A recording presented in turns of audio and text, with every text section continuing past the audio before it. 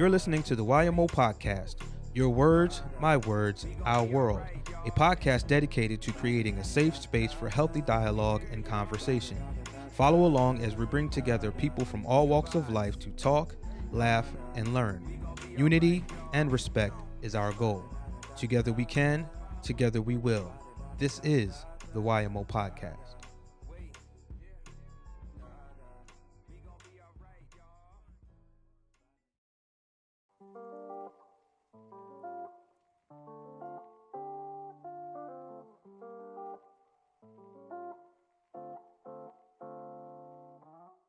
Good morning, good afternoon, and good evening. Welcome to the Y.M.O podcast, where we seek to first understand, then be understood. I am your humble host, Tyler Tony. Thank you for listening today. You could have been anywhere else, but you're here with us. So kick back, relax, and open up as we dig into today's topics. Today on the podcast, I have a very special guest. You know, when I started this podcast, I created it with the idea of being able to create a safe space where people could come and talk about different topics and discuss different things, not just about relationships, but about finances and life and different aspects of life that we don't normally talk about. And today is one of those days where I'm having a very special guest on to talk about something that we in our community and people don't really talk about, which is credit repair. So today I have a very special guest with me. Her name is Bernadette Rosas. She is the VP of Finance for FES. Welcome, Bernadette. How are you doing today? Good. Thank you. That was a great intro. I love it. Thank you. I'm glad to have you on. You know, we've been talking about, having you on for about a week or two now. Yeah. Yeah. So I'm excited because this is something that I don't really see a lot of people talking about. You know what I mean? Right. Like you see the posts on Facebook and social media and different avenues like that. And you see people discuss it as far as with, ads and stuff like that. But you don't really have those kind of conversations in your inner circles. You know what I mean? Exactly. And, that's why I love what I do, because I wasn't taught this, Right. and to give it to people in my community as well that weren't taught this, people you were raised around, you know what I mean? And you work with. It's great. Right. So, why not start right here? How about you tell the people a little bit about yourself? Well, for those of you that don't know who I am from Lancaster, Pennsylvania. I'm 45 years old, and I have 3 kids. I'm 24, 17, and 22. Wow. I have a lot of, how can I say this? I have a lot of associates. I worked in the community for many years. So I was working 15 years at the CAP office, and I worked in the school district. So it was a lot, that I did. So I got to know people. And I just never knew about credit. I'm a very social butterfly. I'm very outgoing. I like to help people. That's in me. I'd rather be out there helping people versus doing paperwork. I don't like doing any kind of paperwork. And what else? I don't know. I guess that's more or less. I just like to help people. That's where I'm at. Right.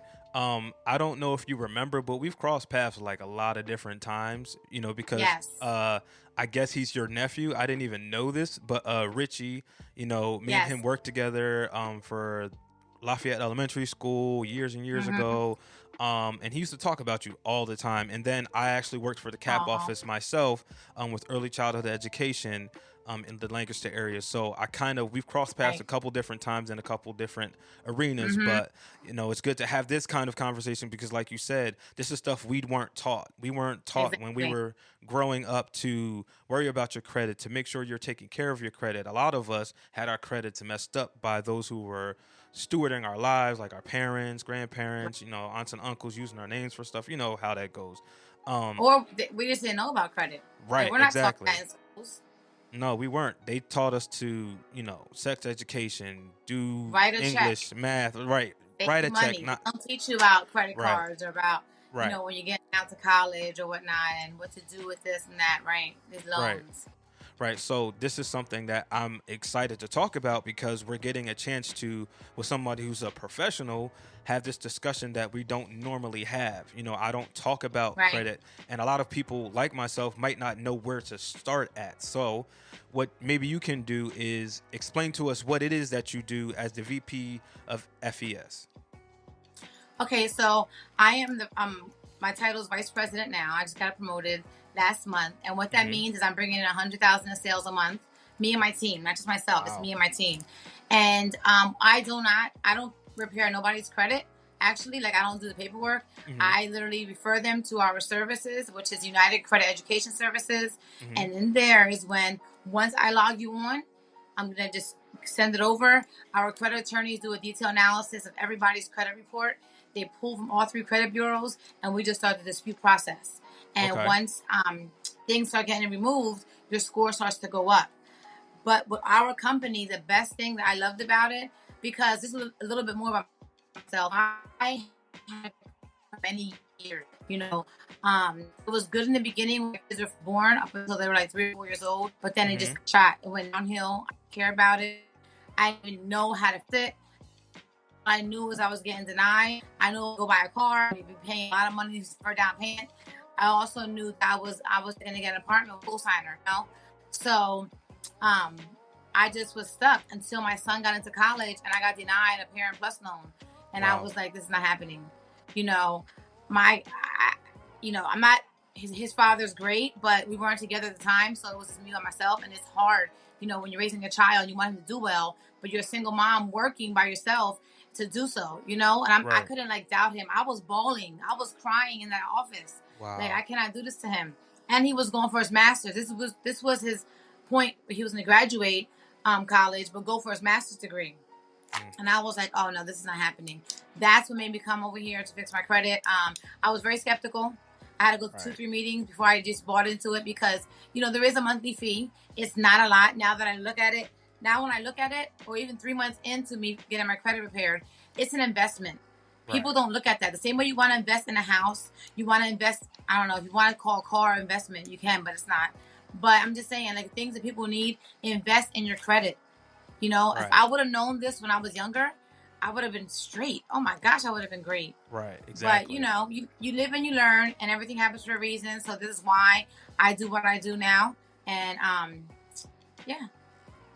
Awesome. Awesome. Awesome. See, that's what I mean. Like, it's something that we don't think about, whether we're in school, out of school. It's something that we're not taught, and something that Right. you're not necessarily street smart about or aware of until somebody brings it to your attention that this is something you have Exactly. to do and be mindful of, Right. because we all, trying to buy cell phones, trying to buy cars and stuff that takes credit, and when we get denied for those things, we're like, well, what's the problem? And then we find Right. out our credit's bad, but then we don't know where to start, what to do, how to fix those things. So Right. that's Or now you that or when you're paying like high down payments.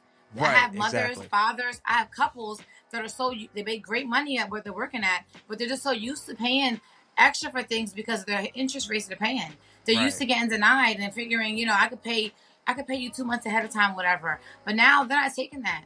Money's not talking no more. Right. That's the fact. So now that you're into credit report, I have a couple questions. That way we can Okay. kind of get some information, because this is what this is about. Just getting information out Right. to people Perfect. and educating them in ways that they don't understand. So when someone comes to you and they're referred to you or they start with you, where do they start? Like, what's the beginning process of getting started and moving forward? So once they come to me, I like to walk them through the portal. I like to send them my link, and so they can at least visualize what they see. I'm a visual person, Right. so I try to relate it back to how I got started. And that's all they do. They sign up. They have to use their debit card. If it's a couple, it has to be two separate debit cards because there's two different social security numbers, Mm-hmm. and they just get enrolled. Once they get enrolled, we're already processing their reports. Okay, Wow. they plug into the portal. When I say portal, it's because they're seeing exactly what's going on with their credit report. Okay, you're seeing what's getting disputed when your credit score goes up. We're giving you an app. Every time your score goes up, you're gonna say, "Hey, I'm up 36 points," or "Hey, you're gonna get like alerts, notifications." Okay. We're protecting you with identity theft protection, because once your score starts to go up, you become a target. Like I got hacked May, 2 years ago in May. I didn't even know it, and it's Wow. crazy because with our protection plan, okay, I know if I went through my bank, they would have made me wait at least 5 to 7 days so they could fight the process to make sure and just do investigations. Mm-hmm. With me being protected, I got a call immediately and I got my money back in 2 days. You Wow. know, We also give you guys a will and trust and a power of attorney, guys. And that's huge. Nobody realizes how much you need a will and trust. We think about, oh, I'm not old yet. I don't need it. I'm good. No. God forbid something happens to you guys. Right. I have a lot of people that are younger now, in their 20s, buying homes. Where's that going to? And who cares if you don't even own anything? People fight these days when they want to. If somebody is getting a picture on the wall or ironing board from a loved one that passed away. Right. Where are your assets going to? Those are your belongings. Do you want them to go to your mom, to your kids, to your aunt, to your uncle, whoever you want them to go to? So the will and trust is a powerful thing. I do use that. Like I go around to different funeral homes and I sell our will and trust to funeral directors because they have people coming in there that need this. But we also put that on a protection plan for our customers because they're paying the monthly fee. Right. We have budgeting tools in there. We're gonna put you on a budget. That you have to be on a budget because a lot of you guys, you have the money, but you just don't know how to handle your credit. And it's not that you can't afford it. It's not you're not budgeting right. Right. I'm pretty sure if all of you guys print out your bank statements and just highlight what you guys are using that you don't really need or where you spend it out to eat or whatever it might be, I bet you it'll be over $300. Yeah. A month. And that's crazy. I looked at that and my bank statement. I was like, this is not good. Right. So basically once they get enrolled, that's what it is. And then all you guys are doing is signing and mailing. The letters are going to go to your house because we're teaching you on your credit. Okay. So you can review them, sign and mail, and that's it. Okay. So the process is basically we're disputing anything on our credit that may be questionable. Negative. Okay. Negative. Right. Okay. From late payments to hard inquiries, repos, judgments, child support, whatever you have on the negative. I mean, I had a woman come to me. She had like 6 late payments on her report, but that's all she had. But she wanted them off. She tried to get them off. She called companies. I had a woman that called me yesterday. She called T-Mobile. She paid her bill. T-Mobile would not take it off the credit report. Wow. So she tried disputing it, and she didn't get disputed. So she came to me and said, you know what? I'm going to have to pay you because this is jeopardizing my report, and I want to buy a house. Right. So all of that is halted up because of negative late payment or T-Mobile. That's crazy. Right. And that's like you said. One more thing. I don't like when customers come to me and they say, hey, I know 7 to 10 years it's going to be off. I have 2 more years left. Do you want to continue to say to yourself, oh, I'll wait 7 or 10 years till this falls off? Because that's a myth. I had stuff on my credit report that I was like, wow, that's still on there. And addresses, phone numbers. Insurances look at that and they say to yourself, that's a red flag. That she moved too many times. Right. And I moved a lot of times, and your phone numbers. You change your number so many times. Why is that? They're looking at you like, not that you're a bad person, but you couldn't maintain a certain area for a long time. Right. It's like your credit. When you have a credit card, you maintain that credit card for years. That's going to grow. It's going to, help you to build. Mm-hmm. Don't close it down. Don't shut it down. So that 7 to 10 years stuff, sometimes it works, sometimes it doesn't. But who wants to wait that long to get the credit repaired? Right. That makes sense. Yeah, so I completely understand that and agree with that. It's just sometimes people don't understand, like you said, they don't understand the severity of not being on top of that kind of stuff because it has residual effects. Even if you don't see it initially or right away, it has that residual effects that it won't affect you at that moment, but it may affect you 5 years from now, 6 years from now, 7 years from now. When you go to buy that cell phone for your child, or you go to buy their first car, or you go to buy a house and you think everything's good because I have the money, I can afford to pay the payments, I can afford to pay the mortgage, I have the down payment, I have everything and have my ducks in a row, and then you go to get the house and then your credit's messed up and it's not where you want it to be, and then you get denied and you're wondering why, and you had everything in place except for this one thing that's almost always the biggest deterrent to people getting what they want and having the successes they want is credit. So another thing that people think too, that they might have a lot of things on the report knocked off, but the student loans, even if they're on there or they're on deferment, that jeopardizes you guys also from buying a home. You want to break them down, get them consolidate into one, and just make, even if they're on deferment, you're not making a payment, just make a simple payment. Even if it's $20 a month, $30 a month, something, so it shows the loan officer, okay, this is what they're paying. Their debt is not the $20,000. Right. Their debt is the $30 a month that they're paying. That helps too. Right. So basically, you're saying like showing that you're being productive and proactive and paying on it, yeah, because if not, they're looking at you like, well, you owe $20,000. How are we going to give you a $250,000 loan and trust the fact you're going to be able to pay us back? You know what I mean? right. Exactly. So, what do you believe are some of the biggest misconceptions people may have about credit repair and how to do that? Okay, so I get this a lot. Why am I paying you to fix my credit when I could do it myself? Right. You can do it yourself. A lot of people tell me that you can. I tried it because, like I told you guys, I was very skeptical. But it takes so long, and you're not going to get the you're going to get the results, but you're going to get not the results that we have. You know, we're diving into all 3 credit bureaus at one time. Okay, we're also getting the process done quicker with our credit attorneys. When you get any kind of mail, like if you get I don't know, let's say Comcast send you a letter from CBC, that's the third party that it went to when it went to collections.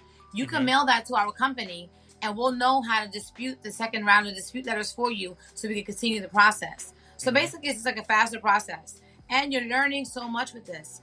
Right. Like, I don't know where I was thinking, being skeptical, because I've learned so much with just being a customer. Right. You know, and when they come on board, if they refer 5 people, you know, to our services, their services are free. Wow. I also get a lot of I also get a lot of people coming to me, and they think that I see the report. I get people that are like embarrassed, you know. Right. I said, I don't see any of that. I don't even have to see your score. Like I told you, I'm referring you to our services. All I do see your social. I do see your date of birth, you know, your address, phone number, the basic information, but I don't see anything else. Okay. And that's what I love about this too. Nobody knew my business. Like, I went to somebody that I know in Lancaster. I didn't want her to know. I was so prideful. Like, I was embarrassed, you know, to tell them, oh, my score was 517 when I first started, you know? Wow. And then she was just like, what are you embarrassed about? It's embarrassing when you're fronting and you're paying it off like you have good credit, and you're really not living to what you need to be living by. You know what I mean? Right. Exactly. That's more embarrassing. When she was right. So I guess it was just me being prideful, but when I did it, it was the best thing I ever did. Right. So I do not see nobody's credit scores. I don't see your reports. Now, if you want me to help you with it, I can. You know, if they're going to show me the reports and say what's going on here, then that's a different story. Misconception. The misconception is also with the 7 to 10 year thing. You know, sometimes it does come off. A lot of times it doesn't. Also, when you pull your credit from annualcreditreport.com, they're not pulling your credit. You're not getting nothing taken off, you know, off of your points. Also, people don't understand what a soft and a hard pull is. You know, when you start applying for things online, whether it's, I know that they have it Afterpay, they have Klarna, all those little sites you can make payments, I guess, bi-weekly or every month. Like, yeah. Some of them do pull your credit. Okay, so be careful with that. It says soft pull, and a lot of places they say soft pull, but they're definitely, if they're asking for your social, they're pulling your credit. Right. Okay. Do you have any questions as far as any misconceptions that you might have heard of that I could probably answer for you? I mean, you kind of addressed some of them in the fact that, you know, people have these thoughts of things coming off of their credit after a certain amount of time. If you don't touch it and don't mess with it, it'll just come off anyway.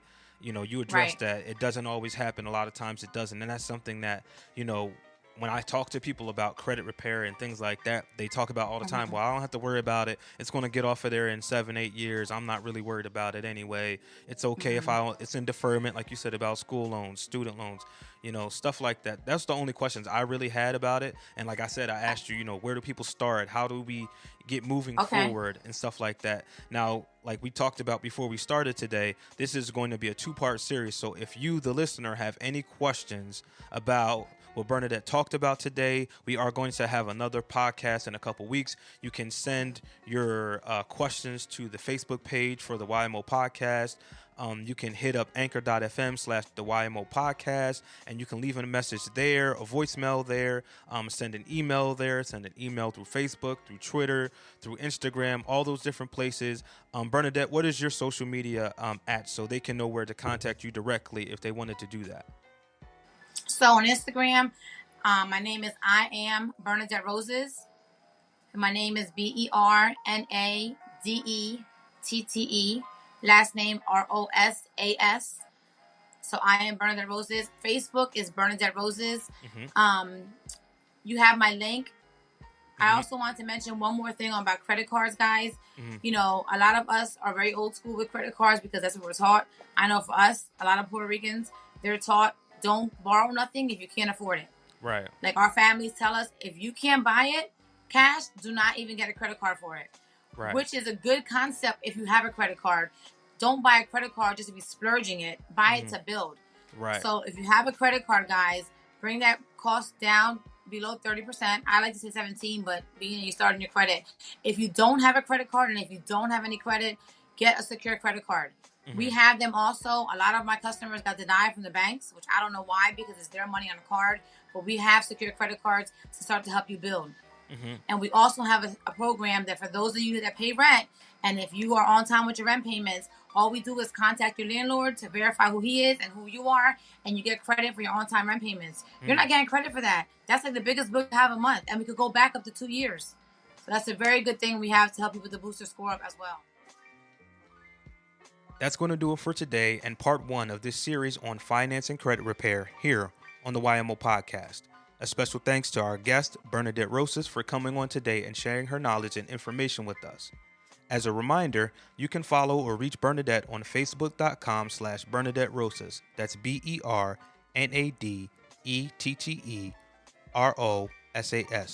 Or on Instagram at I am Bernadette Rosas, all one word.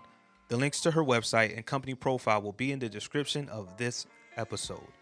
For Bernadette and myself, this has been the Y.M.O podcast. Together we can, together we will. We'll see you next time. Peace and love.